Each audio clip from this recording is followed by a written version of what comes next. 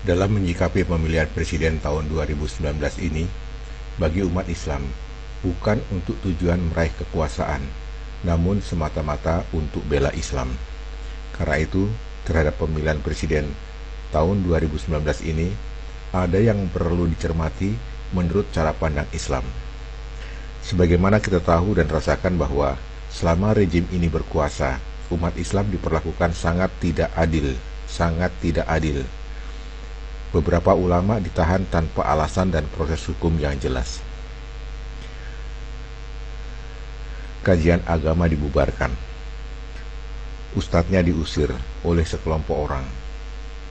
Dan tanpa ada tindakan hukum yang jelas terhadap pelakunya.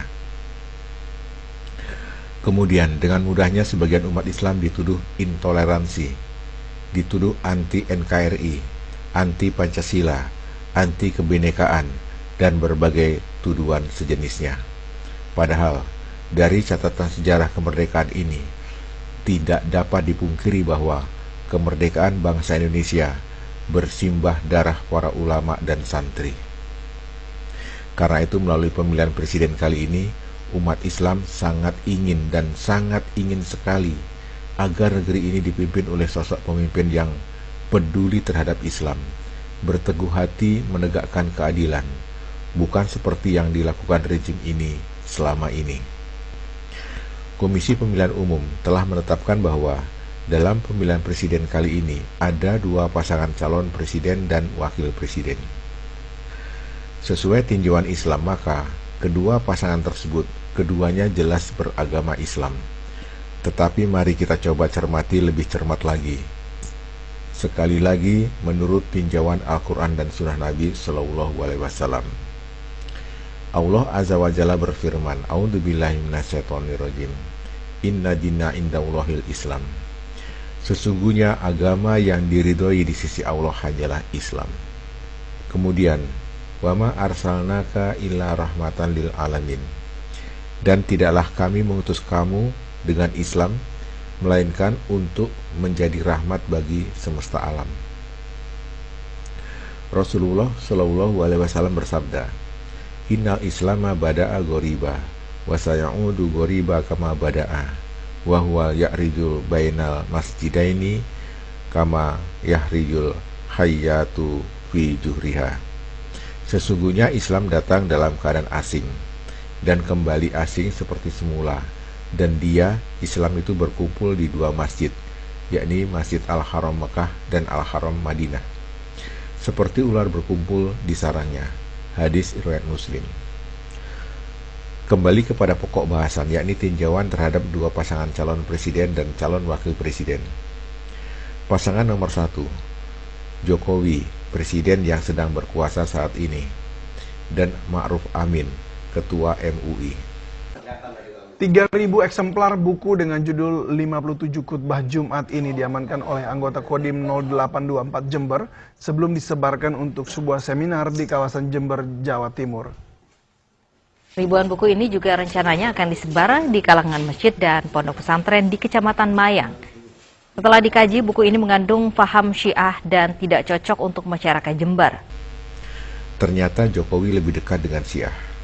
Padahal ajaran Syiah adalah termasuk yang terlarang di Indonesia.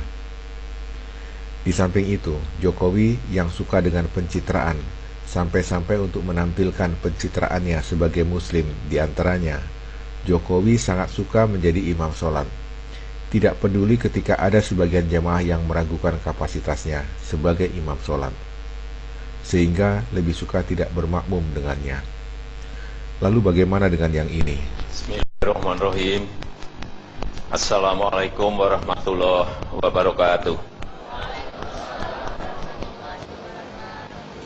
Alhamdulillah wa syukurillah la hawla wala quwwata illa billah.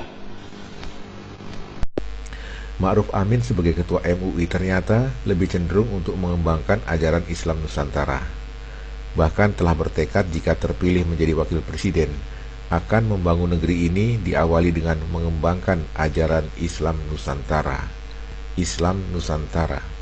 Oleh karena itu kita harus memantapkan bahwa namanya Islam Nusantara itu ya. Dan saya mengumumkan dari panggung aksi Indosiar pada malam hari ini, siapapun anak di negeri tercinta, Allah mengatakan, wa ma arsalnaka illa rahmatan lil alamin. Nabi Muhammad diutus oleh Allah memberikan rahmat bagi segenap alam, bukan Islam Nusantara, bukan coret itu. Saya sangat tidak setuju, karena Allah yang menyatakan wa ma arsalnaka illa rahmatan lil alamin. Tidak ada satupun dalam Al-Quran maupun hadis Rasulullah Sallallahu Alaihi Wasallam yang menyatakan bahwa dalam Islam ada Islam Nusantara coret, itu tidak ada dalam Islam.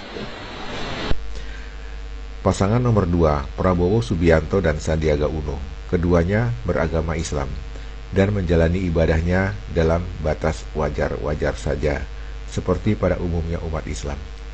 Prabowo Subianto sejak usia muda telah banyak berbuat bagi kepentingan membela negeri ini dalam kapasitasnya sebagai militer.